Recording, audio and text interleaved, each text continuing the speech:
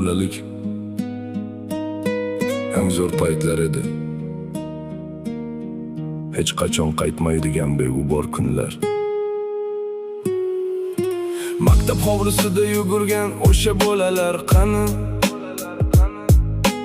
Qo'lida daftar, qalam, ko'zida orzular qani? Katta hayot ostonasi bo'lgan o'sha maktabim. O'tdi yillar, sog'inch bo'lib qoldi mening maktabim. Sovuq qishlar edi, lekin yuzimizda kulgu.